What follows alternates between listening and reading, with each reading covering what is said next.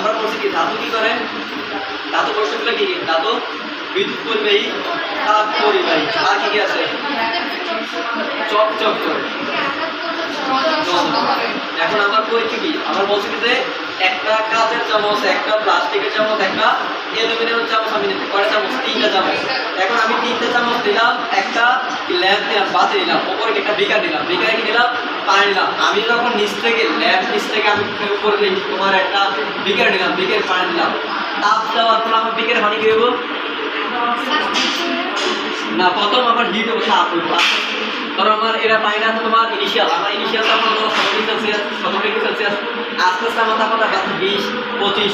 আমার কোনো টেম্পারেচার বললে কি হয়, গরম ঠান্ডা, গরম বাড়ে।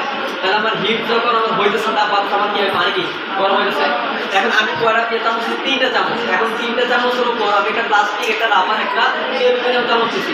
ওই চামচের মাথায় আমি কি রাখলাম, মোম রাখছি, মোমকে কি শক্ত না কোট নাকি ধরো কঠিন। এখন আমার দিচ্ছে হিট, তাপ বসে থেকে এখন পানি আমার হিট গরম হয়েছে, ওইখান থেকে আমার আবার কি হচ্ছে, গরম পানি থেকে আমাদের 3টা চামচ, 3টা চামচকে আস্তে হিট হচ্ছে না। এখন আমরা কি জানিস, ধাতু অলওয়েজ কি করে, তাপ পরিবাহী, বিদ্যুৎ পরিবাহী। এখন আমার পানি কি তাপ পরিবাহী নাকি বিদ্যুৎ পরিবাহী, তাপ পানিটা পানি এখন তাপ পরিবাহী হচ্ছে পানিটা। এখন পানি যদি হিট হয়, ওই পানিটা 3টা চামচ কি হবো আমার আস্তে থেকে হিট হবে না। এখন আমার এখানে দেখা যাচ্ছে যে সবার আগে পানি থেকে হিট নিয়ে আমার চামচটা কি আস্তে গরম হচ্ছে, চামচ গরম হলে চামচের এখানে যদি গরম হয়, আমার এখানে গরম হয়ে যাবে না।